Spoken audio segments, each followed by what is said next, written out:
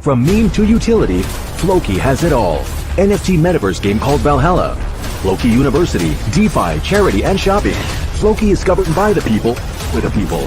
Floki, together there is no stopping us.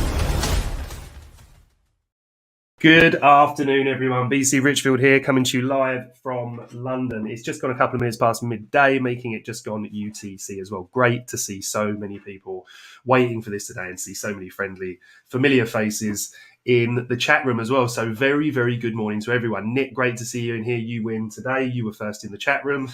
Erica, always here, which is brilliant. Claudia, how fantastic. Yes, I made it. Greetings from the midnight oil in New Zealand. Claudia coming in and throwing a challenge at our wonderful Kelly Barker as well, who, God bless you, Kelly. If you are out there listening to this, we miss you on the stream, mate, and we really, really hope you're well. And a fellow New Zealander for you there, Claudia, which is fantastic. Nick, obviously, who's on as well. Gio, great to see you here, my friend. Whack as well. Tom, brilliant. Thanks for making a fantastic video on YouTube. You're very, very welcome, mate. If you've got any questions on that, please do ask. Wednesdays, we normally do our little altcoin review. I know Bitcoin's been moving pretty crazy. I'm currently trading quite a lot of FX as well. Here we go, Craigie boy. This would be my last one this year, finishing up for Christmas. For Christmas today. Amazing, mate. Fantastic. Well, look, if we don't see you through until the new year, it's just been such a joy, mate, having you on here. But please do stay in touch. Manas, welcome. Look, guys, you're really welcome. I love doing this with you. For people that maybe aren't aware, the reason that we do these and people do these, I think, is that for me anyway, personally, I had a lot of help when I was making it in my way as a professional trader from some amazing people. I was lucky enough to study under ICT, Trader SZ, people that really helped shape my career, Crypto Bird, people like this. So, I did pay for a lot of my education, which is true, but I also got a really, really good amount of it from sessions like this. So hopefully it's useful for people. All I would just say is, look, if you are new here, please be respectful. This is the place that people are coming to learn. This isn't a signal service. I will try and teach you how I read the market. We will look at live setups and bits and pieces, but it's not somewhere where you're going to come and I'm going to say, do this, open this position here. That's totally up to you to do it. There's a saying that I find very, very powerful, which is, you can give a person a fish and feed them for a day. You can teach a person how to fish and they can feed themselves for a lifetime. And I think that's very much our mantra here, all right? Don't be afraid to ask questions. There aren't any silly questions. And also, do you know what? You might be sitting there thinking, this is a real noob question and I'm really embarrassed. Well, don't be. Chances are there's a lot of other people listening or that will watch this in the future that will get a lot of value out of you asking that question. So before I blather on anymore, what do we want to look at today, guys? And what are we struggling with? This is what I really want to dive into today. We're going to run this for an hour up until 1 o'clock. And BC helping the fishing kits now in.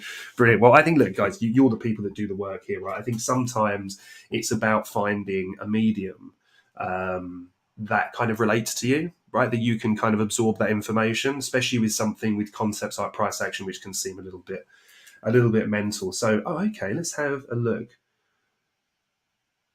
Oh, okay, Gio, great bit of feedback that is, mate. Can you ping me about that in the nest, and I'll make sure that's all leveled up. And yeah, a big Merry Christmas to everybody if you celebrate Christmas. If not, just have a fantastic festive period. I love Christmas. I'm a massive child. You can probably see on my Twitter account that I managed to get the decorations up this year at the end of November, which is always a big battle in this household because I'm just such a Christmassy person. I just think it's a wonderful time of year. You see the very best of people. And it's a time to give back to others, right? So I love the whole feeling about it. Whether you're religious, you're into that thing or not, I think it's just a really lovely time. And also, when you work in any intense industry, as I'm sure a lot of you guys do as well, for me, this is the time of year that everything just shuts down. Right, so we've got a suggestion here, Pyth, P-Y-T-H. So let me pop that on there. Nick will have a look at that for you. But Erica's got a question for us here. Here's one for you, BC. Right. What's your strategy on trading assets that are breaking all-time high, entering a new phase of an uptrend?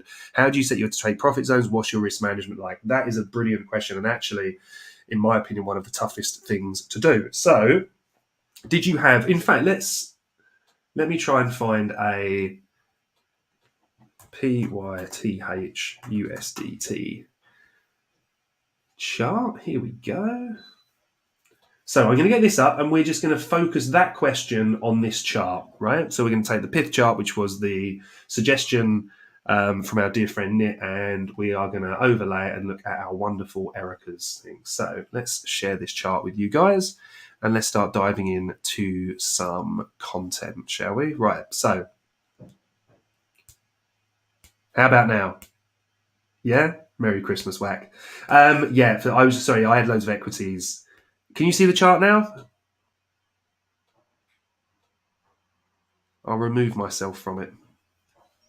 Yes, perfect. All right, yeah, no, that was my fault. I hadn't loaded a chart up yet. I thought we would wait and see what was going on. So, first things first, right? It's always good if you've got anything marked up on an old chart, don't just delete it, right? Just take a look at it, see where we were. So, we obviously reviewed this a little while ago.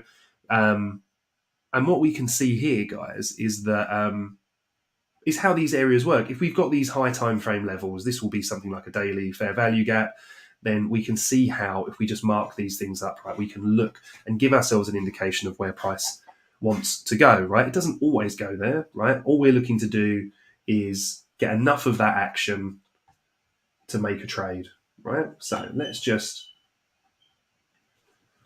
put that as old data. So we can always revisit that if we want to, right?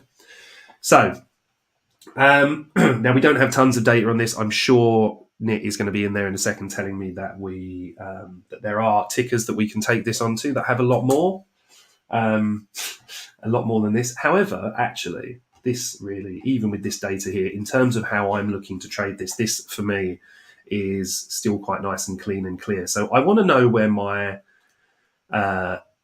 external liquidity is and my internal, right? Now, you'll hear me use this in two different concepts, and these concepts come from ICT, so I'd always recommend going to his core content to learn it from the ground up. But internal and external liquidity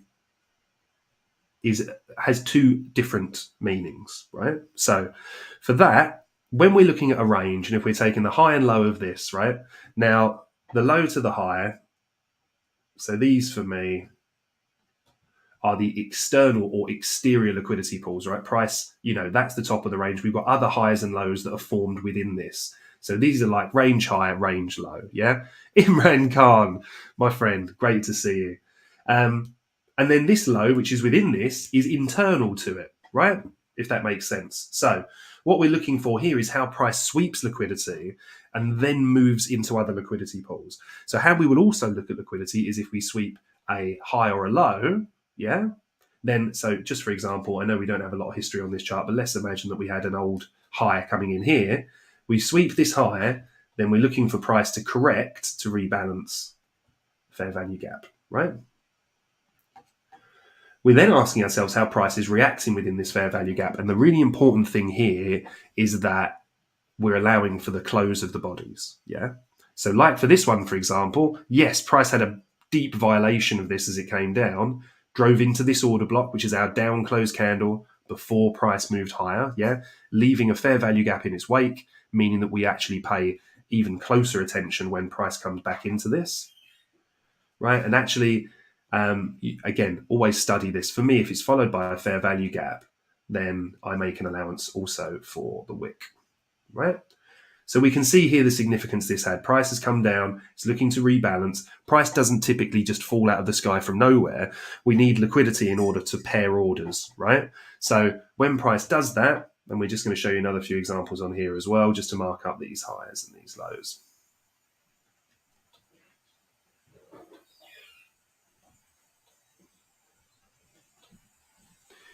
And then we're going to take this one as well. And actually, this gives us a really nice example. What I'm going to do is I'm just going to get rid of this order block for a second. But what I just want you to see here is how price is drawn down to this fair value gap to rebalance it. Now, notice what the wicks do when it engages here. Yeah, these wicks, see how they're getting bought up? Bought up. Yes, price is driving deeper into here, but we've not got the conviction of any of these big candles like we see in these runs, right? Same as this one. Look at this big-bodied candle, yeah? So SZ says something brilliant years ago, which is small body candles lead to big bodied candles. Yeah. While price is in a decisive or indecisive phase of the market, it's then looking for where it can pop. And all we're doing is we're just trying to kind of use techniques that we can overlay to find out where price is going to do that, or we expect it, or where we think price may have a reaction. We're never then just setting a blind limit order. We're then just diving in deeper and saying, okay, well, how can we see that reaction? So I'm going to get rid of this for a second. A couple of reasons. One, yes, we dive into it here, but ultimately this fair value gap here is still what's holding price because we haven't closed below it. Now, if I'm looking at a fair value gap, right, if we violate it, meaning that we close below it, yeah, or above it, if we're looking for an inversion in the other sense, and I'll show you these on the lower time frames, then what we're doing is we're saying that that's showing weakness and we expect price to find liquidity lower or higher. So I know that might sound like total nonsense to some of you, right? But let's just look at what we've got here, right? And let me actually do these in a different color. All right, guys, if at any point you're not following along, please do just pop something in the comments and I'll try and make sure that it's done and explained a bit clearer for you, all right? So my theory or my principle is this, right? That price is heading for liquidity above old highs or old lows, or it's looking to rebalance a fair value gap. I do make allowance for order blocks, but typically, and especially if you're doing this from an education perspective, one of the best ways to do this is to look at it from mainly your highs, lows, and order blocks. And that's a really good point. Yusuf, hello, mate. We'll have a look at Microsoft in a minute as well, Wack, because we can lay that in with what Erica's saying here about all-time highs, right? But also what we're going to do is we're going to pay a bit of attention to this leg up here on PIF, yeah? If I'm saying that right, PYTH. So we can see here that whenever price engages with a high or low, now for me, a swing high is made up of a high that's flanked by two lower highs, yeah? The swing low is a low like this that's flanked by two higher lows, right? So we clearly, obviously, need to throw this one in the mix now as well, all right? So let me draw this across the actual candles. So originally, our concept is this. We mark our high time frame levels and then we decant that onto lower time frames, yeah, to find setups. So within this, all we're saying to ourselves is, while we correct down here, our first assumption is that this fair value gap here, when price engages with this, we're looking for long setups, right? Based on the fact that we're delivering from a bullish fair value gap. If we violate this, meaning we close below it, then our assumption is that price is seeking liquidity lower, which could be the equilibrium or the 50% of this order block, or ultimately this low down here, right? So we can see price travels down into this. We're looking for longs here, longs here, longs here, longs here, here. Ultimately here, we then take out this high, meaning that what are we looking for then? Remember, if we've taken external liquidity, which is a high or a low, then our expectation is for price to come down and find internal liquidity. Now, I'm going to leave this a different color, this fair value gap, right? Now, we've obviously got this one here as well, but just to make sure that they kind of separate. So we've closed above here. We've taken this high. We're now looking for price to rebalance, so to come down into an order block, which is this one, and ultimately a fair value gap, which is this one, and ultimately this one below as well. Now see how it runs down and takes out this low, yeah? But the body still respects this. So now our expectation is for price to seek liquidity higher because we're delivering from a bullish fair value gap, yeah? So internal liquidity, now we're looking for external liquidity here, yeah? So ultimately, price, yesterday in fact, ran the external liquidity. So now we're saying, okay, well, is price going to correct down to the internal liquidity? However, we can see we still have these fair value gaps here, but all we need to do is use the lower time frames to show us if we have any setups. So I'm now going to move straight down to an hourly, right? I'm going to pop my session breaks back on here so you guys can see the dividers between the days. You can do that just by clicking on your chart settings, going to events, and then clicking session breaks. You get these lines. See these vertical lines across the chart? They just signify the midnight, right? So that's the day, the change of day. So we can see here where we've got our lines marked. Now, this is where the overlaying of time and price comes in, right? I'm not going to focus so much on executions today. I'll show a couple, but we focused on that, I think, last week or the week before. So if anyone's got any kind of real questions on that, please do take a look at those videos. They're all available for free. They're on the Birdnest website, Birdnest YouTube channel, and you can find them under the live tab, okay? So We're correcting down here. This is our first engagement, right, with our fair value gap. Now, remember what we said. We're delivering from a fair value gap. So our assumption is that price is going to be bullish. Now, do we just expect it to go to the moon from here? Absolutely not, right? Absolutely not. What we're doing is we're saying to ourselves, well, if we're going to have a bullish reaction here, then where's it most likely to head? This is where we overlay our premium discount. So if we look at the displacement leg, so that's price has had a corrective move higher, displaced lower, come down below this low.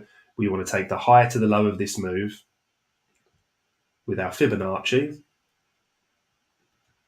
So that high to that low, and it's just a 50% split. It's showing us that we favor long setups from the green box and short setups from the red box, right? So now as we're in here, we're saying, okay, we've got liquidity resting here, and we've now set a high over here. However, whilst we're trading within this, we can see that we favored long setups here. Great. So did we hold this all the way to the moon? No. We know that as soon as we get into the red area here, we're looking for highs and lows that correspond with that area. So we would have looked at this high. And we would also look at this higher. We'd also look to the fact that we've got this fair value gap here as well, right? Because as we've done on the higher time frame, when we engage with a high or low, what did we say? We expect a corrective movement. So we've gone from external liquidity here, and we say, okay, well, let's say we were trading Asia. So Asia sessions here, the orangey kind of yellowy dots represent London. This is New York AM and this is New York PM. They're kill zones, right? Again, an ICT concept. I would recommend that you kind of look into that and make sure that you study that. But they're time periods in the markets aligned with traditional markets whereby we see the most volume and typically volatility step into the markets. And also where trading algorithms, and especially the interbank algorithm, tend to fire. So we can align ourselves with higher time frame, or what's also known as institutional order flow. Okay. So now I just want to show you this quickly, right? So we've taken external liquidity here. Remember what we said. We're now looking for price to reach for internal liquidity, right? So we have our bullish fair value gap here. So price takes external liquidity. We're long from down here, so we would enter this on a lower time frame, right? We would look for a market structure shift with a fair value gap, and then we would look to long it. Now we're up here, so we know we need to be cautious. Now we see a corrective move down into here, meaning that in London, we're asking ourselves, where is price delivering from? Price is delivering from this bullish fair value gap here, right? Now we can do one of two things to enter our play here. We can look on a lower time frame for a break of structure. Ultimately, where would we be targeting? Well, this, which is our first external liquidity. Now, when we take an external liquidity, what's our expectation? For price to find internal liquidity, right? Now, we find internal liquidity here. So we've come up, we've taken this high. Remember, at that point, when we retrace back into here, we've left this high and also equal highs, that high and that high. So external liquidity taken, we leave liquidity here, we retrace into this fair value gap, And again, don't want to cherry pick. We can say to ourselves, we allow for our premium discount. See how it just ticks down here? Within our trading session of New York, we're now holding a bullish fair value gap here. Our expectation is for price to travel higher and attack liquidity higher up, which is the external liquidity that's resting there, okay? We then have a change in our state of delivery and certainly a change in our bias, because when we inverse this fair value gap, meaning we're not respecting it anymore, we close below it here, when we then step into the following day, we're then looking in this area here and saying, okay, we've taken external liquidity below here. We expect price to travel up to internal liquidity. We don't have a fair value gap in here, but we do have order blocks. And in here, we would be very patient, right? Because we would expect this to reject price. We see we get the rejection in Asia. Price doesn't quite take external liquidity, meaning that it's showing strength. We then violate this coming back up. So we've stepped into London, and where are we now? We're expecting this to engage with internal liquidity. We don't have a fair value gap there on the hourly, but we are drawing into this order block. If we wanted to be particularly safe, bearing in mind we're up in premium now, meaning that we're favoring short setups. What's our real indication here that the market's moving against us, or not against us? We don't hold a bias, but this inversion of the fair value gap. Price then comes down, takes external liquidity. Our expectation is for it to draw higher to this fair value gap before then moving lower. In this case, we didn't get the draw higher, right? But just to show people the principles of this move, that's what we're looking at, and we're decanting that across a lot of different time frames. However, just to show you this again, when we engage with a high or a low, as we do here, remember these are our daily highs and lows that we put on. We expect corrective moves here. Then again, we're not expecting this thing to just drop into oblivion, but what we are saying is when we take a high time frame level, we expect there to be some kind of corrective move based on the fact that we're looking for people in there. They're going to be taking profit and they're going to be moving their stops and, hedging bits and pieces that we can see. Okay, coin 98, Simon. Let's look at that as well. Okay, so just so that you guys have an overlay of the principles, right? Now, in terms of this, just very quickly to just look at this, what I would be saying here is if we go back to our daily, if we're looking at getting involved in this asset right now, then where are we? So we're holding this, right? We have taken this higher. So it's natural to expect a corrective move lower. So today, we would be looking for where price can be finding support in here so that we can look for long setups, all right? So we're going to move into today. And we can say to ourselves, right, okay, well, what's the story of price? Remember what we were talking about in here. So we're looking for what's being held here. There's a couple of things in here that are key for me. This bullish fair value gap, right, that we can see here, because price is still respecting this. If we look for the highest high on the page, we've got this. We also have these highs up here. Now, there's another really important thing for me here, and you hear me talk about this quite a lot in terms of inverse fair value gaps. Right, so this is a bearish fair value gap. When price was dropping here, our expectation is for price to find resistance here and then move lower. So the expectation was for price to come into this level and then move down. Now we can see we didn't get that. Right? What we got was price closed above it, which then tells us that price is seeking liquidity higher. Right? So what does that mean for where we are now? Because, hindsight's a beautiful thing, etc., etc., and I do agree with that. But it's still very, very important to look at these so that we can base our current methodology or our assumptions, for want of a better term, on some actual logic. So this bearish fair value gap here, when it's closed above, becomes a inverse fair value gap. When a bearish fair value gap is closed through with a bullish fair value gap, it becomes a balanced price range, and vice versa. If we have a bullish fair value gap closed beneath with a bearish fair value gap, it's the same. Look for overlaying fair value gaps. This should offer a good area of support, right? So before we just look at what price is doing here, I want everyone to just think for a second, like we've always got to ask ourselves, where is price delivering from? Yeah. So whether we're bullish or bearish, then we want to be seeing price come down into here. Now this is being respected. We come down and close below this. So we get a candle close below here. Then on a low time frame, my assumption is that price is looking for the next liquidity, which is that. All right. Price comes down and closes below. This is our last swing low. Also formed within a fair value gap, making an intermediate term low, meaning that if this is drawn down to and violated, we could actually see lower pricing here. I won't kind of expand on that too much. I'll try and keep this a little bit simpler so that we can kind of maximize the time on some other assets. If we close below this, then I expect price to head lower, starting with this target. That's what I'm basing that on. So I'm going to get rid of that for a second. And to look at what we can be expecting here, we're going to look at what happened here. Because look, this fair value gap and balanced price range, we're engaged here. So our expectation was the price is delivering from here. So if we were a trader that traded Asia, we would be looking at this to go to where, right? To attack the next resting liquidity, which is here.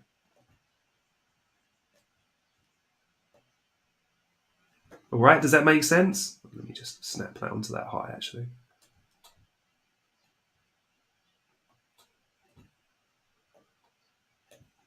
So we're delivering from this. We're going to look at this Asia session. And the reason we're looking at this is because we want to see if we get something similar here to attack these highs, because there's a lot of liquidity resting above here. This high, and ultimately this high. And obviously when we zoom out, we've got other highs as well. So while we're looking at this and price is delivering from here, at the moment, we're only looking for bullish plays, right? We're looking for bullish setups within here, within our kill zone, which for New York starts in about an hour. But we were looking at this coming into London. Now, for me, we're outside of the London trading session here, but I want to focus on this because we were within Asia and show you the setup we would be targeting within here, all right? And that, for me, is what we're going to look at today. Thank you, Erica. Brilliant. I'm glad it makes a little bit of sense, right? So, remember, this is our arrow from our hourly. Let me just maybe make that a little bit clearer just in case I wasn't clear, yeah? We come and taken a high here, this high time frame high. Our expectation is for price to rebalance, yeah, in the form of a fair value gap. So we're looking for price to have a reaction here in this bullish fair value gap, yeah, taking a high, correcting into here. Then we see price hold this, yeah, and then it comes above. So we're going to ignore that for a second. We don't want our chart to be too cluttered. But we're then saying, okay, well, price is holding a bullish fair value gap, so we expect a bullish reaction here. If we want more conviction on that, we wait for this bearish fair value gap to be inversed, creates a balanced price range, which should be support, and then we're looking for price to draw into that, and we're looking for a long setup in here, which I look for on the 5 minute, okay? So that's what that orange arrow represents, all right? Hey, Ricardo Ruiz, my friend, how are you doing, buddy? Good to see you. So we're looking for something similar here, not on this move, but when price engages with this. Yeah, if we get our close below, then we can look to scalp it lower. But at the moment, we're saying to ourselves, well, what do we need to see here, yeah, for us to be bullish like we were here? Well, quite simply, the first thing I want to see is, believe it or not, is an inverse fair value gap. Right, so we have this one here. So this was a bearish fair value gap that's now turned bullish, exactly the same and aligned with our previous, yeah? So we can see how everything's lining up here, yeah? This should be acting as support. This should be acting as support. This is now within support, and we've had this initial move away, which is our inverse fair value gap. Brilliant. So we can do this in two ways. You can take aggressive entries here with your stops below the swing low, or you can look on here and you can take what is a market structure shift model. So here's our market structure shift. And why is it a market structure shift? Because low, lower high, lower low, lower high, lower low, higher high. First indication the market's looking to move elsewhere, right? So then as we kind of come down and dip into this, what are we looking for? Well, we take our premium discount range from the low to the high. We want a PD array, which means a fair value gap, or an order block, or a breaker, but we'll follow, remember I said we'll focus on our fair value gaps, which I do in bright green.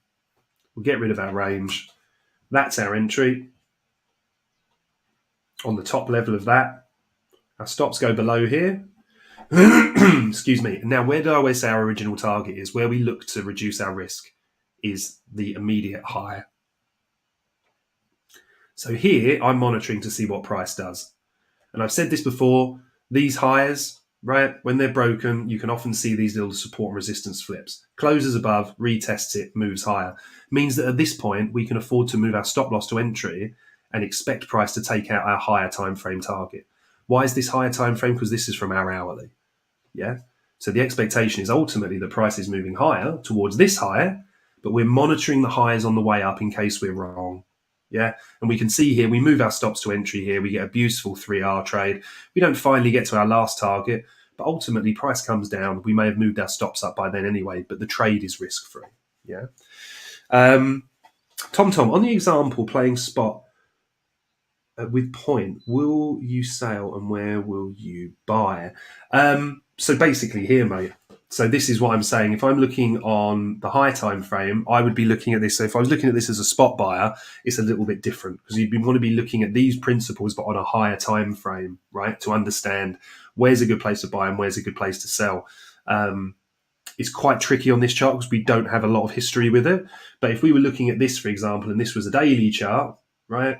Then you'd want to be overlaying these same principles. You're saying to yourself, if this is our, if this is the price action we've got to deal with, then a good place to be a seller is up here. A good place to be a buyer is down here. Yeah.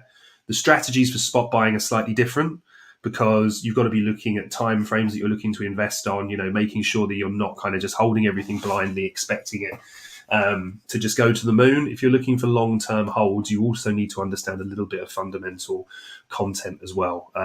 So what I would recommend is, if you're not already a member of the Nest, is grab yourself a free trial, go along, make the most of your time there, and speak to the fundamental team that we have there. And you've got videos and courses on how you can kind of spot these assets and put them in. For me, I'm looking at these much more on a lower time frame, mate. So I'm looking to intraday trade these assets rather than looking for spot buys. So this is being done on futures accounts. Now, that's basically what I want to cover with that. We've got a lot of new viewers on the stream today, right? So I appreciate and I really respect the fact that long-term viewers of this hear me go on about this all the time. But hopefully everyone's kind of up to speed, because now what I'd like to do, excuse me, and sorry, just to finish off, to go back to Nick's point, we're delivering from this at the moment. Yeah. So we're still holding this on a higher time frame. However, I would be looking for my New York session to start, which is going to be at 3:30. So that's here. And then I'm saying to myself, what are we doing? What are we holding? And I tell you what I would look for here, especially on a 5 minute, is if price is coming down into this, right? And then in here, we have a bearish fair value gap. We close above that, ideally below this higher, I would be looking for something like this. So, in the creation of this move lower, we leave a bearish fair value gap in here. We're going to draw that in red. We're just going to get rid of these for a second. Right, so drawing down into this area where we're expecting to find support. As we come in, this bearish fair value gap, we close above it. I'm then looking for either this, which will turn to an inverse fair value gap, or if we leave a bullish fair value gap above it, the market's then telling me it's looking to move higher. If I'm wrong, the chances are that we take this higher, before we come lower. So that's why, as you can see with this setup, when we get to this initial high, I'm looking to move my stop loss to entry. So that I de-risk the trade completely, meaning that if I'm wrong, price comes and stops me out, I've taken enough to cover my fees, but then I'm moving away from it. All right. So that is what I will be looking for today on PIF. All right. Now, as Erica said there, we want to look at some bits that have taken some all-time highs here as well. And I know that our dear friend Wack recommended Microsoft. There's a few there's a couple of subtle things with legacy market assets that don't always transfer completely to crypto, right? So does anybody know a cryptocurrency that's recently broken its all-time high? So that we can look at Erica's brilliant question here, which is how we're chasing down.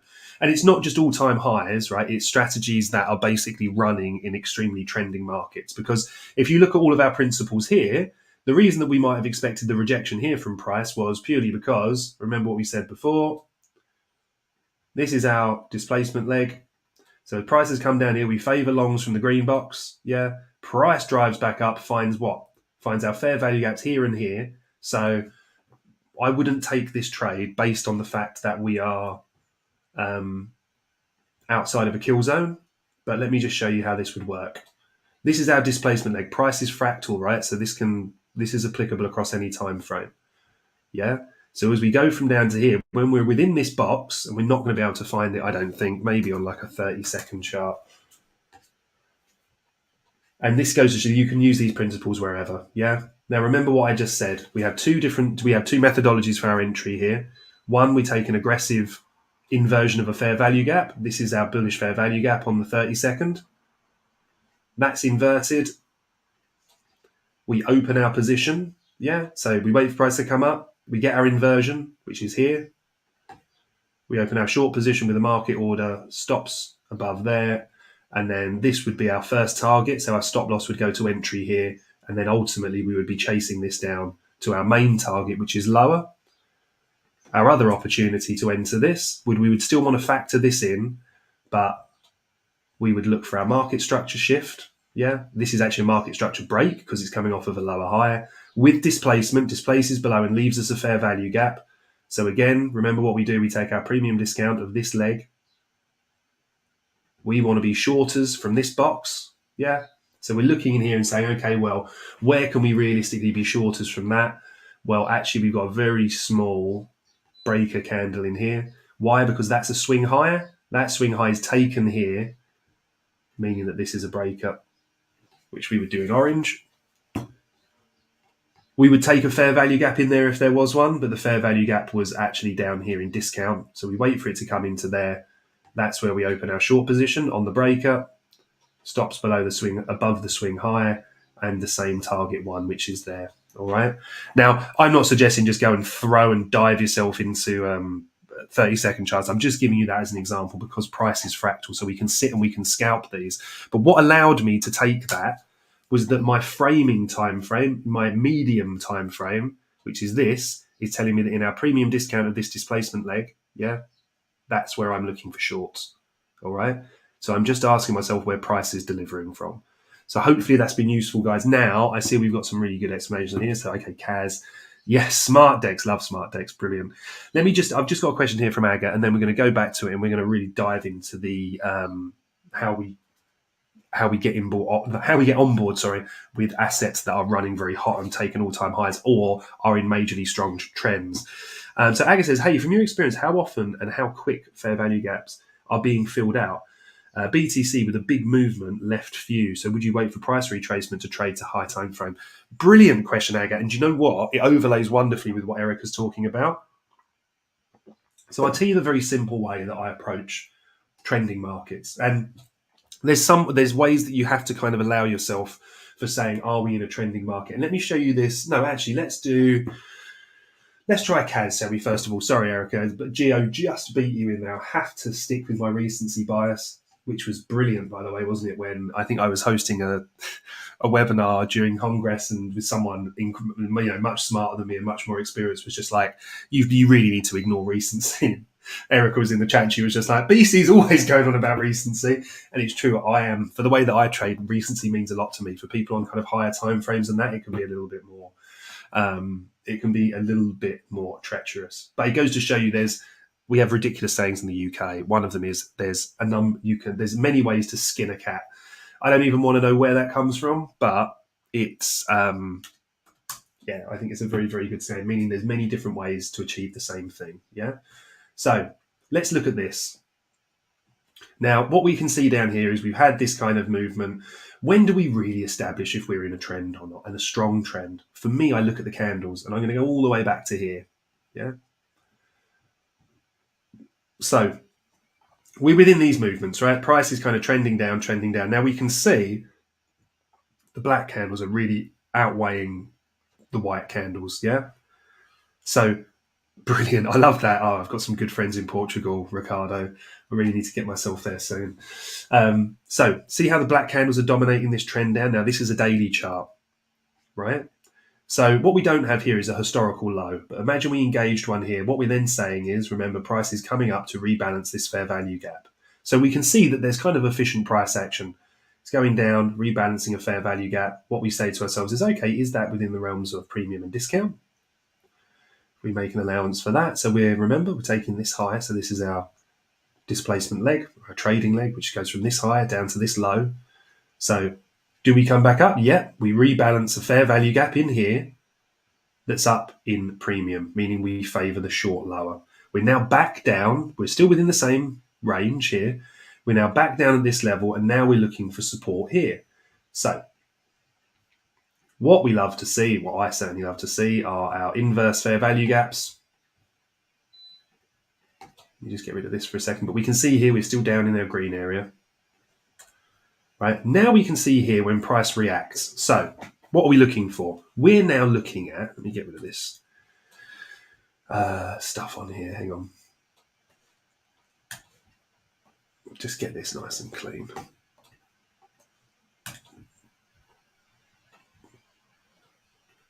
So from this point here, we have our inverse fair value gap. Now, what I'm looking at here is how price reacts at the highs. Right? So this high, let me just do that a bit bigger. What do? We get a strong close above it. Yeah, is that telling me that price really kind of wants to go lower? Well, no. The strength in this candle is telling me that the next day I'm still bullish. We've had a strong close above, a higher bodied close, meaning that there's more volume in the body. Joe C, hello mate, good to see you.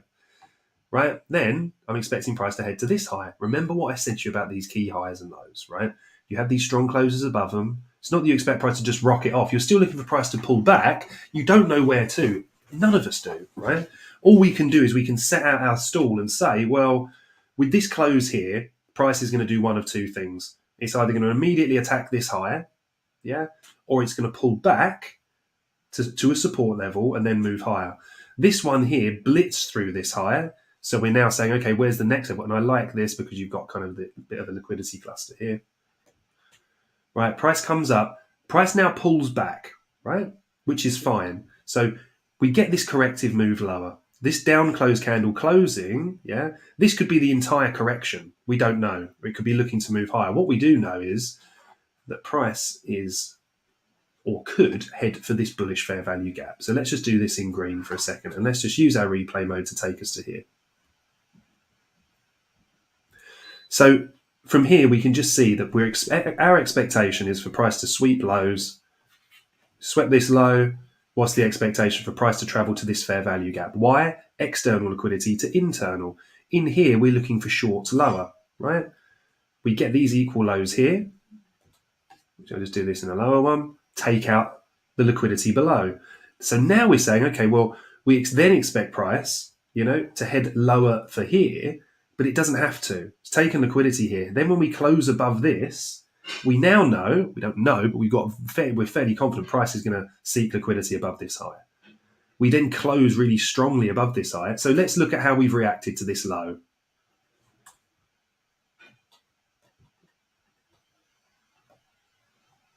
Look at the difference in how we reacted to this low. Wick, no body close, and certainly no strong body close. So what we're saying is price has taken liquidity here. Our expectation is for it to seek it higher. This fair value gap, first of all, price then comes back to take external liquidity again in the shape of this low. It then comes up and we expect it to seek internal, but it closes above. So we might get stopped out here because we're looking for shorts. When it closes above, though, we can now get involved seeking this. When we have a strong close above here, we expect price to draw down and then seek liquidity above this. We have this strong close, right? Well, also, if we look left on the chart, we can say, well, where are we delivering from? We're certainly not delivering from this because we violated, we've closed above. So that then helps with our bias to say, okay, well, we're now just saying price corrects here. We're now looking for long trades up to here. But to look for these long trades, remember, we don't just blindly long them, right? We're saying to ourselves, we need structure. So look, price comes into here. When price closes above this, we can see the structure, right? This is the close. That means this day we're bullish, yeah? Until we get to here. Our entries in here ultimately allow us to take out this. Price then, from here, we need to now have conviction that price is going higher. We get this move. We get a dip down here. Why? Because we've got this kind of cluster of liquidity here for price to attack. These, if you study ICT, these are known as low resistance liquidity runs. Yeah, it's where you get it even extends a lot deeper, right? You basically get these untapped lows. That's untapped, that's untapped, that's untapped, that's untapped, that's untapped. Price likes to dip into these before having these big moves, right? Or not necessarily big moves, but it's fuel, right? It's dipping in to get fuel for the next leg higher. And all we then do is we then overlay the same principles. So if we expect continuation above this level, then what do? We want to always align this with time zones, guys, right? But obviously the higher the time frame, the trickier it is with the time zone. So price closes above here. Great. Where's our target? Here.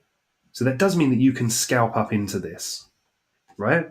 So this is what we're looking at. As we zoom out, we're looking for these reasons. We don't want to just long these because we've not really got any confluence here. We could, if we drop to a lower time frame, because we're still bullish, we can absolutely look to long these. But at the moment, we're looking for our setups on the hourly. So that's why we have to be really, really respectful of the time frame we're on. Here is where we're looking for longs. And why are we looking for long setups here?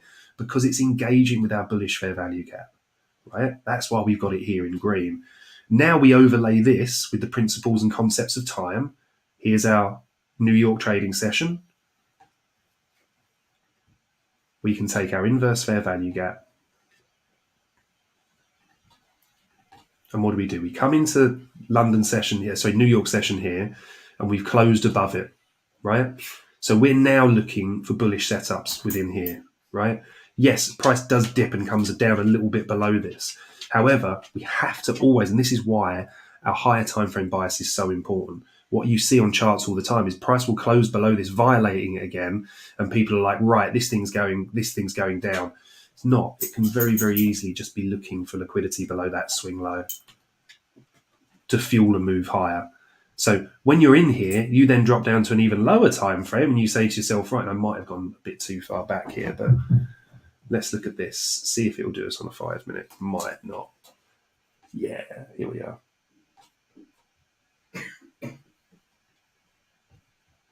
Right, so fine. I said we're looking for longs in this purple box, yeah? Which we took from a daily, decanted to an hourly, and we're now on a 5 minute. No point in here under our rules would you be going long until you get this trigger. Yeah? Why? Because remember what I said, we're looking for one of two things. Or I'm looking for one of two things. I'm looking for, bearing in mind, we're coming down here, right? There's no inverse fair value gaps here until we get to here. So here, close above it. Unfortunately for me, just outside of my trading zone, which is a shame, because as we close above this here, I'd be longing into these highs. However, price returns in the New York PM session, yeah, and we get another throw of the dice. So, do we get, as price trap, why people say, why weren't you long in here? Well, for me, just quite simply, we didn't inverse this fair value gap. I'm just going to get rid of these for a second, guys. We know this big purple box here, which I'll turn very, very light purple. Maybe not that light. Just so it's in the background. That's our high time frame area we're looking for support. So we're holding this at the moment, yeah? Now we've also come above this high, which is what the black line is. Just get rid of that for a second. So no inversion on this fair value gap, right? There's also no market structure shift, so no reason to go long here. We invert this fair value gap. We don't. We leave it. So we leave that. We then focus on recency. Erica knows one of my favorite words, right? Now, this should be offering resistance. It doesn't. We close above it, so it offers us support, meaning that we can then scalp into these highs. In truth, this would have been a real tricky little bitch, this one would have done. Varen here comes up with a really good point, using your Fibonacci extensions to take them. ICT teaching is more around standard deviations as well, but these are very convoluted, these sessions, right? But I am going to get on to price running in a second, but it's really important that everybody kind of gets the context behind this so we can see when to enter when we have runners. So here, we close above this, but we're looking for a market structure shift. We get that shift here. Yeah? So when we get that shift in structure, we're then saying, okay, we've come above it here, we displace above it here. We're then looking to go long within here up to these highs immediately. We don't just kind of close everything at these highs. We scale some out and we move along. All right. So that's the principles of how we're moving down between the time frames. Now, if we look at how this has just recently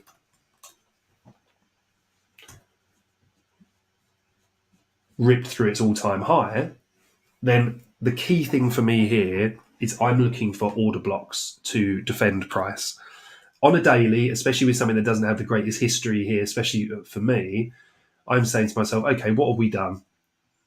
So first thing that we've done is we've created these order blocks here. Should be a little bit lower really, but it's semantics. We've had this big expansion higher, right? Matt, hi, is it true that tokens that do good in bear don't do good in bull markets? Not so much with tokens, mate. It's just typically people, you might be looking at what people refer to with the DXY, which is the dollar index, which typically when that's running very strong is a symbol of a flight to safety for investors, meaning that risk assets are less likely to do well. But tokens or all cryptocurrency really is a beta risk asset, yeah. But it's typically as a basket of assets. If you're in bear market conditions, very little crypto will do very well on that basis, unless it has a running narrative, which we would look for fundamental analysis.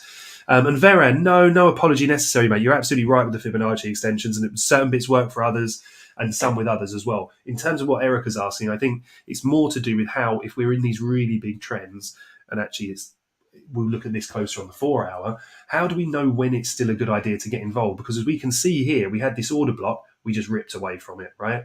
We then left this fair value gap, and we're saying to ourselves, right, price is looking to rebalance this. The thing is, we don't know when, right? And that's always the kind of caveat or the grey area. 1 second. Guzzling some really lukewarm tea. So, while we're respecting these, what we're looking at first and foremost is our market structure. So, are we... Oh, that's not going to help anyone, that. Are we still setting higher highs, higher lows? Yeah? Higher high, higher low. Right? Lower high, but still a higher low. And we now look like we're coming up here to set a higher high. So for me, we're still bullish. We haven't broken down in terms of structure, so we're looking at this as a consolidation. Now, we're going to look at this on the 4 hour, because with crypto especially, I look for these things on the daily. If I don't have a very clear read on the daily, I will then use my 4 hour as my higher time frame. All right. So when we're in here, you can do a couple of different things in terms of establishing bias. Now, when you're running incredibly hot like this, always remember, and I mean this, always remember that if we zoom back out to the daily, I think I deleted that line, didn't I? But did I did, yeah. But you can still remember higher high, higher low, higher high, higher low. In fact, what I should do is leave that on there so that we can overlay this, because I do think that people kind of get a little bit lost with market structure sometimes. Let me just see if I can Z our way back to our little line. Hey, there we go. So we'll get rid of this. We'll get rid of this. Now, this is our market structure line, yeah? So higher highs, higher lows as we're moving up. Now, yes, it does look like price is coming down here, but at the same time, what we're still setting, look, higher low, lower high. That's our first concern, but we don't take out the low, so there's no shift in structure. We're still bullish. So we always want to remember, on the daily time frame, we are favouring bullish setups. So as we drop to a 4 hour, let me just get rid of our session breaks for a minute so it takes away a bit of confusion. Every day that we step onto the charts, I'm looking for bullish setups, right? And there's different areas that I can do that. If we're in a really strong trend, remember I marked in these order blocks here, I'm looking for the down close candles to support price higher. So in here, this. So when price drives into this on this day here, I'm still looking for bullish setups, right? If I wanted to add even more confluence to this in terms of bias, if I'm really uncertain, or if you get these areas of chop, you can go back to your old friend, the inverse fair value gap. Because if price is going to reject anything, here we're buyers, but we're only buyers to the next point of liquidity or area we're looking to rebalance. So we've taken external liquidity here. We're expecting price to return to internal. This was a brilliant counter trade, or not counter trade, but on this time frame, long, because we're delivering from this bullish order block. So delivering from a bullish order block, we assume that this fair value gap is the draw. So when we get to here, when we close through this here, our expectation then is price is showing strength. So the likelihood is that it's going to search for liquidity above this high. Yeah, so it's either looking for liquidity above an old high or below an old low. Now, let's focus more, because what Erica's asking about is when we get into these parabolic runs here.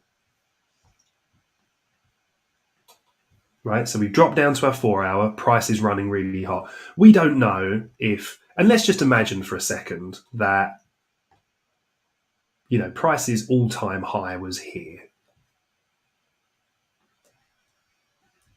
Yeah, so price has run up, and this is an all-time high, and this is now just price discovery, and you can often see this, especially in bull markets, right? So as we've taken out the all-time high here, what we're doing is we're just looking for the bullish fair value gaps and order blocks to support price. So, hey Zambuka, how you doing, man? Good to see you, man or ma'am. I don't know, to be honest. I'm very, very terrible with that. Never mean any gender discrimination by it. Just I call people guys, dudes, everything. Kind of just mean it generally. But it's really good to see you on here. How have you been?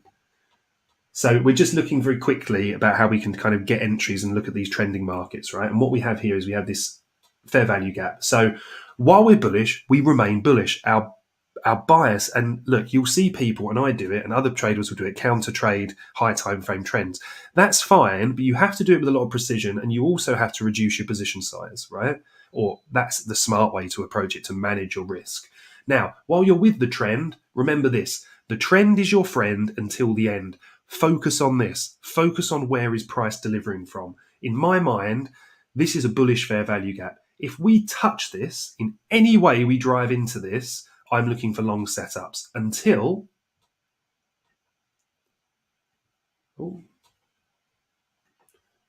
something like this, or until exactly this. If we get a close below here, and the caveat to this as well is I also don't want to see this initial low violated.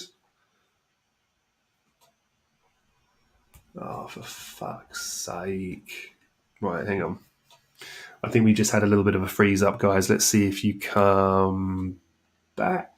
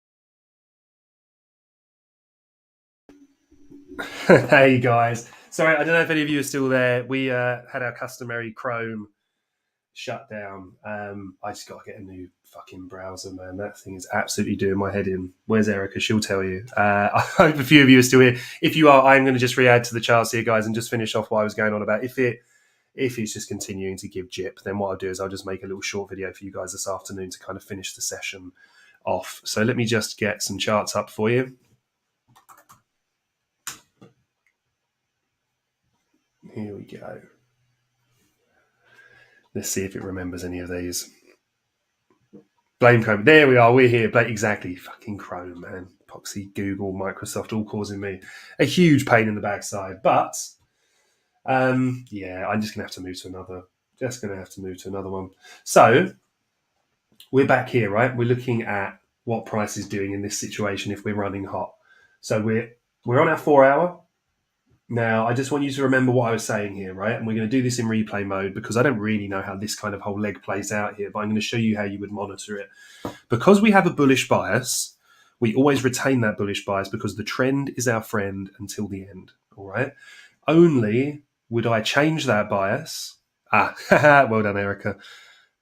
Like my ultimate PA, right? So price would come below. If it closed below here, I'd be expecting a correction lower, right? I would still not be expecting a full market reversal until we started to lose structure, okay? Just means that price might be looking to dip deeper into this fair value gap.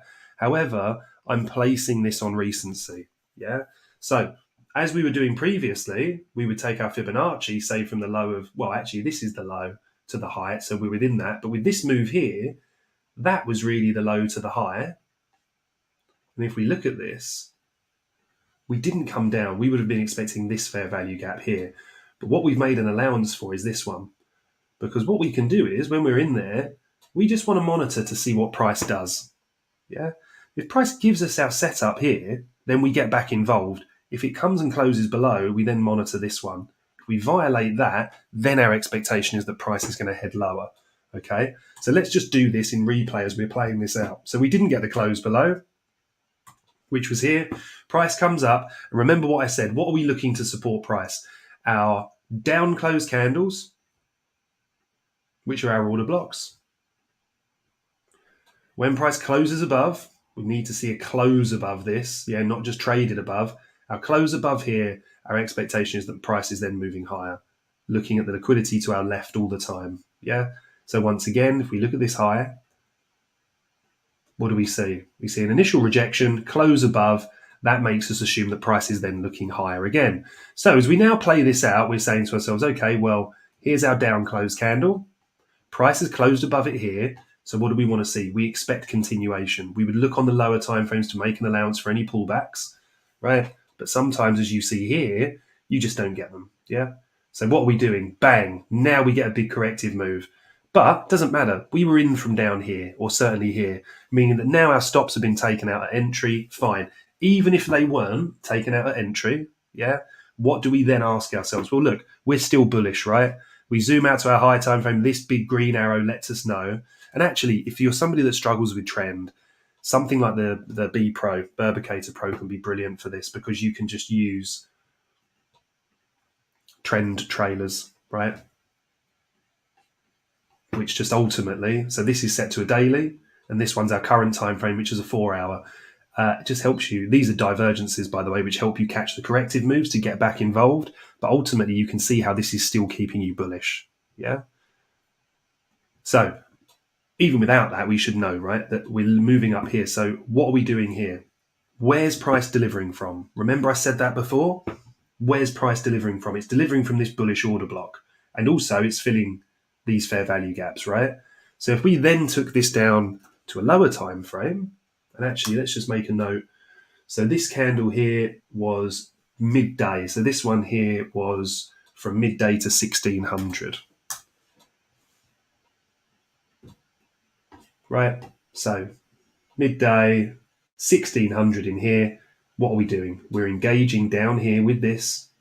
Yeah, that's our bullish array, high time frame bullish bias. We are looking for longs from here. Yeah. Ultimately, you get this massive, strong reaction here, and you don't really get the market structure break. You come above here, but you don't close above this inverse fair value gap. So you would go back to your high time frame. You didn't get a setup in here, even though it would have been a nice one. Yes, it has gone higher, but now we're saying, okay, we want to see how price settles. Do we see a close below these fair value gaps? If we do, right, do this in green again to show this is bullish. If we saw a close below this, we'd expect price to start flushing out lower. Okay, so now we're just going to continue playing on, holding our bullish bias, correcting down. Yeah. Hey, no worries, Nick. Sorry, mate. I know it's been a long one again. A little couple of technical issues, pretty standard. So now from here, we're looking for long setups, right? Yeah? So we're playing it out. Does the candle close? No, it doesn't. Does the candle close? No, it doesn't. Does the candle close? No, it doesn't. No. Boom. Right? So we've now got a candle close below this. So when we're looking in here, as we drop to our lower time frame, we're asking ourselves, do we get a setup here? Because we're on the 4 hour, not the hourly, our lower time frame chart here we want to drop to is going to be the 15-minute. So within our trading sessions here, where have we had market structure breaks with displacement? We haven't, right? That's what keeps us out of those. However, now we've broken down out of this, we move back to our time frame again. We're still not bearish here, right? What are we looking for? Where can price be supporting? Yes, we've got this, but actually we have this down close candle here as well, right? That set another order block. So now we're overlaying this and we're saying, okay, well, look, we've had that corrective move. Yes, we inversed this fair value gap. That gave us a fair indication that price was looking for liquidity lower. We're straight into this bullish order block. So while price is here, we're then saying to ourselves, is this holding? No, it's closed below, right? So now we show caution. Are we over one of our trading zones? No, this is 4 o'clock in the morning. So we wait to see what price does. Back above it, right? Holding it, fine. Draw this across a little bit. What's the time now? Right, midday. So we're about to step into our trading session here. 15-minute chart. This is the start of our trading session for New York. You could have caught a lovely move here in London, but we close and we hold back above this order block, showing strength. Then we're simply saying to ourselves, okay, on a 15-minute chart, what are we looking for here? So if we apply the same principles we had before, inverse fair value gaps. So we could enter above here on the close, stop loss below here, or if we're looking for our shift in structure, we can see we have this intermediate term high here, which is because it's rebalancing this fair value gap. You're looking for displacement above it, and on the 15-minute, it does displace here, but ultimately we don't get the fair value gap on the retrace, which is fine. So you would have had this. The other thing you could look for here is these up close candles here, which form your breaker. So all I'm doing here, guys, just like I said, I'm just looking at that. I'm retaining my high time frame bias. And then if we're making moves like this, we're just waiting for the lower time frame to kick in and show us when it's ready to move, right? Confirmation setups, as ICT would call them. So we're not just trying to set limit orders in here. We don't know where it's going to move. We overlay price and time, and we say, well, if we're holding a bullish order block, our high time frame bias is bullish. Until we close below this on the corresponding higher time frame, we're simply waiting for the market to give us these moves. We inverse this fair value gap here. We shift structure here. If we don't get in on the inverse fair value gap, this breaker, which is the up candle before the purge on liquidity lower, when we close above that here, we can enter here with our stops below the next swing low, right? So we would put a limit order on here when we get that close above. We can put our stop. Have we got a little swing low in there? Is that low lower? 87.82, 87.83. Oh, okay. Literally just, right? You could be safer and put it below this one, but ultimately I'd be looking for these equal highs here as my first target. At that point, I move my stop loss to entry, meaning that the trade is risk-free. And then as the rest of the trade pulls out, if it stops you out, it doesn't matter. You move back to your higher time frame. And it allows you to kind of navigate these really kind of choppy areas. Now, what are we still doing? We're still holding this, right? So while we still hold this, that's what we're looking at to go and move higher. Poita, apologies if I've mispronounced it. There's more of a South African pronunciation. No, my friend, no. We took a very, very brief look at Bitcoin. If you want at the end, I'll give you some thoughts on that. Just want to show that in here, why we're respecting our time frames until they violate and give us reasons not to. Now our time frame, our arrays. So now price is closed below here, right? We're not within our trading session, but I'm now looking to this low as an area that we can see a reaction, okay? Now, price goes and takes that low. Now, what did we say before? We violated this here, so our short-term bias was for it to take this low. We've now closed below this low, right? Now, as we drive back, have we taken out, have we changed on a daily? We know we haven't because of this. However, we could very easily now, as we said before, be looking to take this leg here, actually from down here, And now we're in an area where we're looking for our long setups. So we want to see price correct to one of these fair value gaps, see if it holds, and see how it continues the trend from our bullish fair value gap. Now, you might be thinking to yourself, yeah, but you've got these fair value gaps everywhere. But what you're doing is you're paying attention to the ones that are supporting your high time frame bias. So if you're looking for support in this one and it violates it, then you just don't go long, right? If you're looking for support in this one, yeah, as price drives in, we can see it's holding it. We're not getting the close below. So as we drop to our time frame that we're looking to execute on, and we're doing this on a 15-minute because we're making an allowance from coming down from a 4-hour chart, yeah, then look, unfortunately, we don't get the setup here. Yeah, in neither of these sessions do we get our market structure break, yeah, or an inverse followed by a fair value gap higher. So what we do is we have to be patient, and then we go back to our 4-hour here. And now we're saying, okay, as we're going into the following day, have we taken out our liquidity target? So our first liquidity target would be this, right? That's the swing high that we'd be aiming for. So now when we drop down to the lower time frames, right, we're saying, okay, have we attacked that target already? And we can actually see here that in the New York AM session, we hadn't quite taken that out. So if we're coming up here, what are we looking for? The same principles, right? We're in a bullish trend. So we've seen a sweep on liquidity here. We've seen price move higher. Now, if this is our ultimate target up here, we're looking for a way that we can get involved. Now, we would have, and I wouldn't take this because we're very, very close to it, a very small inverse fair value gap here. Yeah, so that should have been rejecting price. Price closed above it. You could then scalp up into this high, but realistically as well, I wouldn't then be looking for other long setups till we get above here. Now, if we go out to a daily very quickly, we can see that all of that price action within there, while people are trying to go long, short, flipping bias, is just a minor correction in an ongoing trend. That ultimately we're looking for this now. We're looking for this bullish order block to support price. Yeah. So even if we do pull back to this, we're still looking for bullish setups on this basis until we take out structure. And it allows you to keep into these moves, right?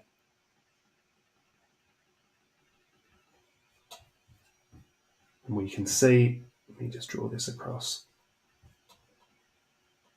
There's still no actual market structure break to make us bearish here, right? While we set a lower high, higher low, higher high. So the expectation now to look at today in terms of recency is to look to this fair value gap here, which we'll do in green. And now as we're driving into this, if we expect continuation, then we're looking for, well, actually, on a, if I'm moving from a daily, I would then look to move down to an hourly.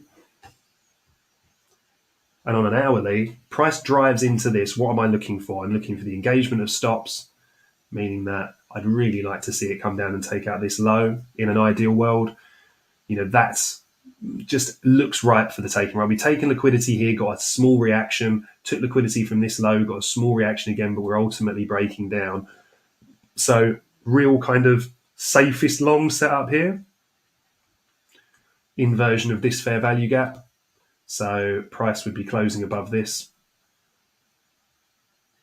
In green. Close above this, in which case it's telling me that price is looking to seek liquidity higher. Yeah, so then I can move down to a 15-minute chart, or in this case, sorry, from an hourly to a 5-minute chart. And should price get above here, let's imagine that that's this bit of price action here. We've had a close above. Then I wait for that pullback. You can wait for your fair value gap violation. So you've got your inversion with a fair value gap through it, meaning you can target these fair value gaps or play the close above, trading it to the next available higher. All right. Oh, Christ. Is the beeping back? I fucking hope not. No, it might be. I hope not. Between bloody... Between the technical issues with Chrome lately and that, I think it would be quite devastating if that beeping had found its way back, Geo. Look, I feel like today's session may have been a little bit convoluted, right? So I'll try and put a video together to kind of explain it, because really what I'm trying to say to you guys is that when you're in these really strong trends, or when you're in any trend at all, just respect that trend and just look for the places that you can see reactions, right? Because as we're here on a 4 hour, as price comes down into this, yeah. So let's just look at the difference between this very, very quickly, right? Just to try and frame this for you. So in terms of respecting the areas we're delivering from, so we're bullish. So ultimately, we're saying this bullish order block here, we're expecting a bullish reaction here. We can only say that we get it if we get our trigger, which in this case, we're going to look at a market structure shift with displacement, chasing down the highs, right? Now, when we deliver from here, yeah, and let's remember, if we've just forgotten our high time frame bias at this point and we think, oh God, we're delivering from this bearish fair value gap, which we'll do in red, then let's see what setups we get. Yeah.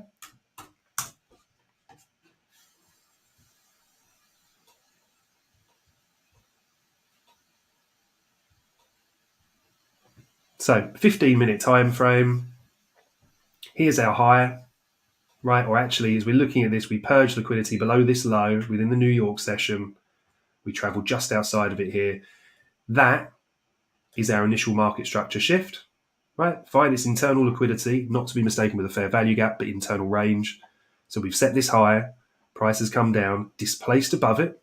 Yeah. See, we go up, we leave this fair value gap. That's where we could be a buyer for price to go higher.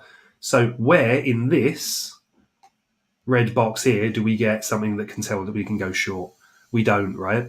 So it's all about looking and respecting where we're delivering from. Delivering from a bullish fair value gap here, bullish order block, sorry, in line with our high time frame bias. So ultimately, we're just chasing down this high first of all, because if we're wrong, chances are price will reject at this high. So we don't take it here with this move. So we can look for price to return to our inefficiency, which is our fair value gap in here.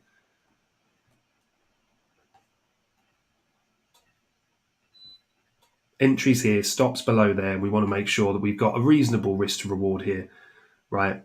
You know, you want this to be, 1.2 is kind of on the borderline, but you're just moving your stops up. So whether you take profit or not, or you just secure a little bit to cover your fees, if then you're wrong here, you get stopped out and you don't take a loss, which is really, really important.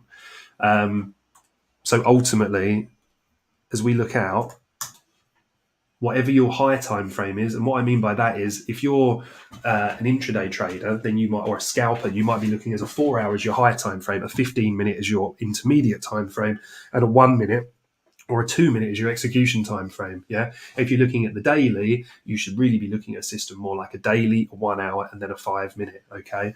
So if we're allowing this to be our high time frame, then ultimately we're overlaying the same principles, right? Let's clear all of this up very quickly just to give you this one last example, so hopefully it's a bit clearer.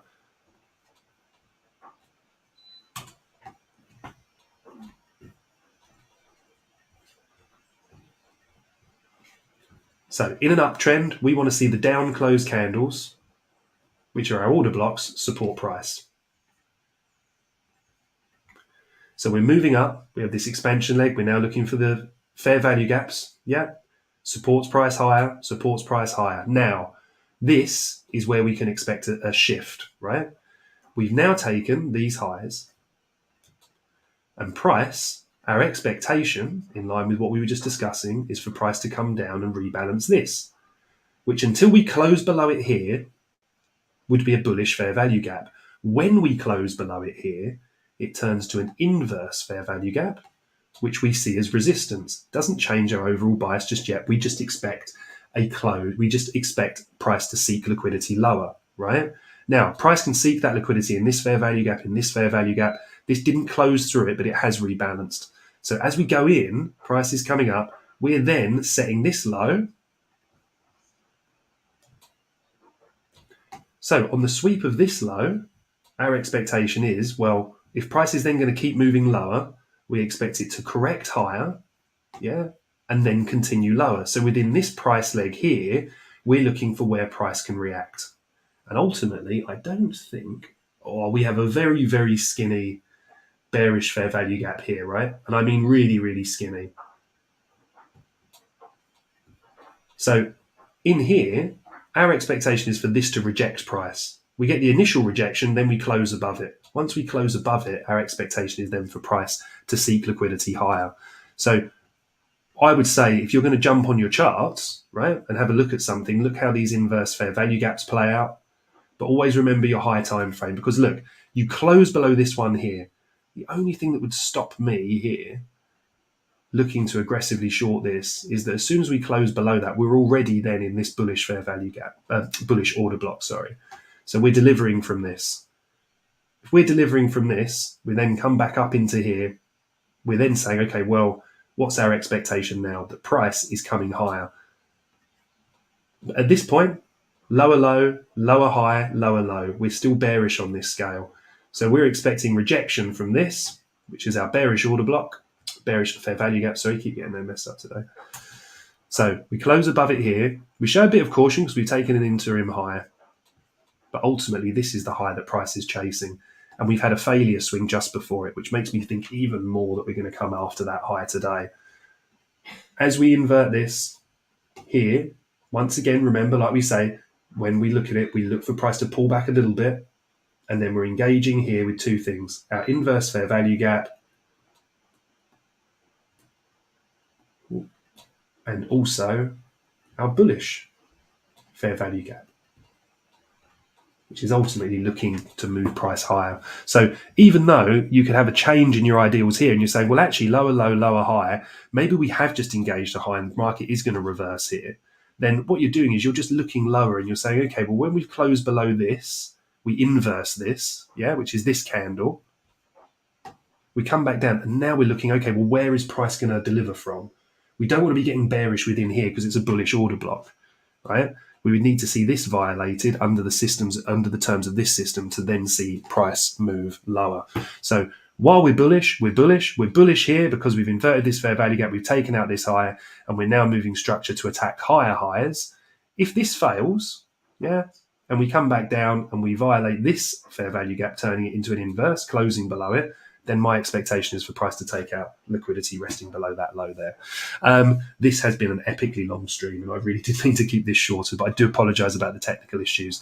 I will try and decant this next week into a more kind of user-friendly method with some charts that we can kind of look at. But basically, if you're in a strong trend, look for the immediate supporting arrays, as in your order blocks and especially your fair value gaps to support price. Then look at your execution time frame, right? And say to yourself, not your lowest time frame, so not your framing time frame. So if we're taking this from a 4 hour, yeah, then the time frame we're then looking to frame it on is the 15 minute. So if we look here on the 15 minute, now remember our targets are here. We see the black line up here. This is where we say price is reaching for. In here, we violated the fair value gap. Price is now drawing back here. So we're framing this setup or these setups here, and let's focus on London because look, we're holding this. Yeah, we're delivering from a bullish array, meaning that if we talk about our theory here, that if we inverse this fair value gap on the 15 minute, right, leaving a bullish fair value gap through it, which is this, then this is where we can look for setups.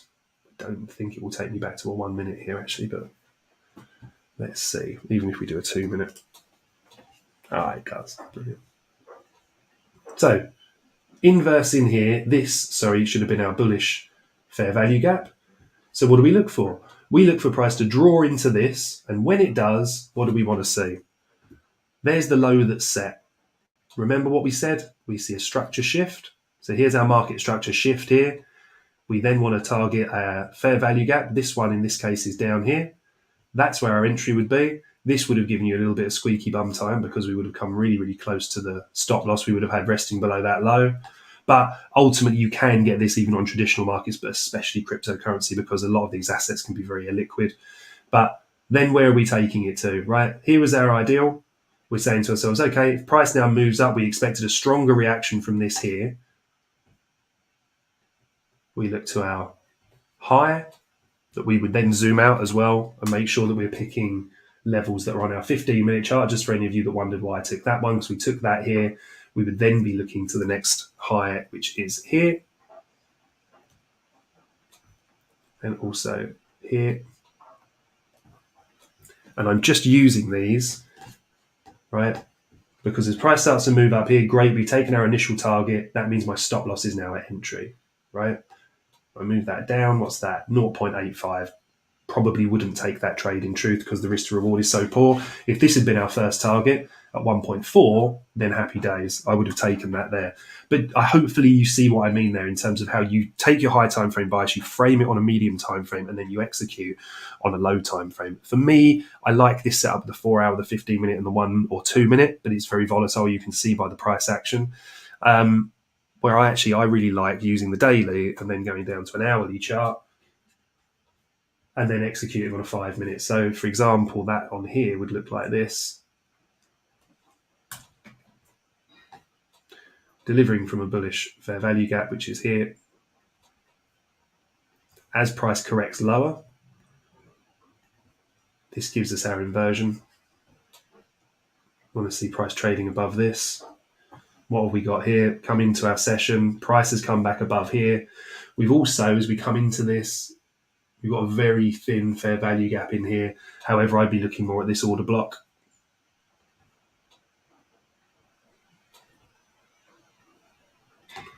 So I'm just saying to myself here when these start, right, look, this is the start of my trading session. Where's my draw on liquidity? It initially is this high, but is ultimately this high above it. So then as I step into New York here, I'm not thinking about anything other than can I get a 5 minute long setup?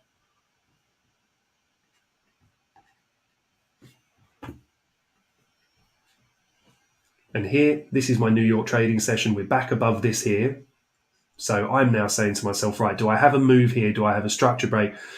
We get this fair value gap here. We don't get one in here, right? You'd have a secondary entry in here, but you'd probably just about miss it because you have this move up. You leave this very small volume imbalance in here, but we would have triggered it just outside. I'm okay with that, okay, because I need to see the setup set up in here, but I wouldn't necessarily recommend you do that to start off with. I would wait for clean setups that both trigger and set within your allotted zones. But we still know that our liquidity is here, right? So if we look at the start of this session here, this is how we can still get involved. Here's our bullish fair value gap. What did we say? We want to see the down close candles defending price.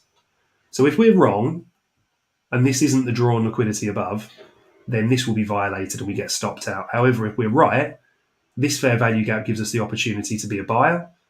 This lets us know where our risk is, and that lets us know our target.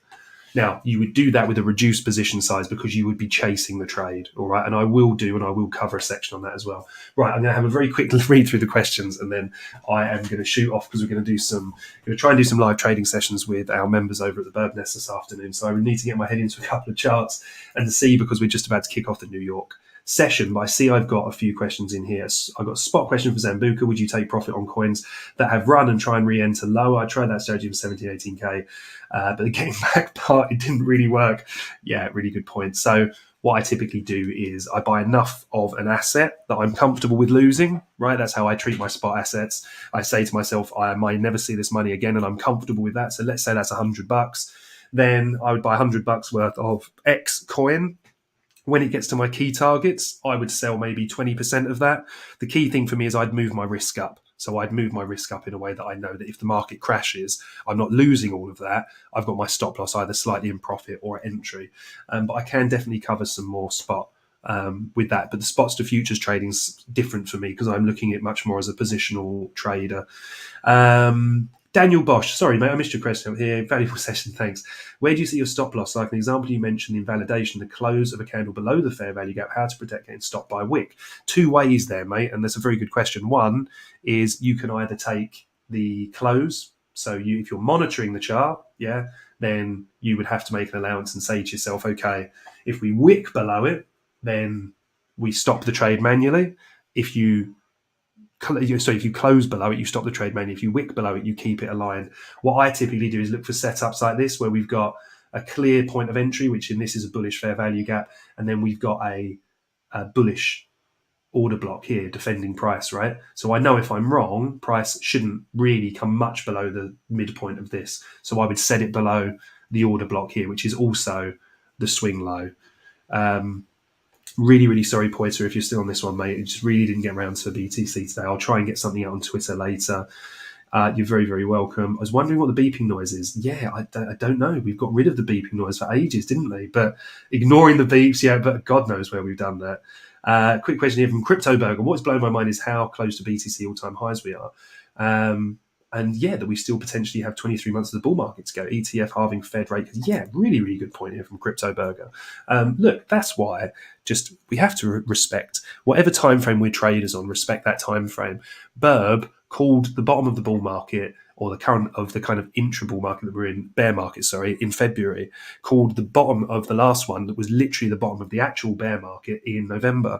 And the reason for that is he's got a system. When his system is, when structure is broken, when we're getting certain triggers and signals, when we're trading above certain moving averages, that we respect that trend until it breaks. Sometimes it's really, really tricky sometimes if we do take that out.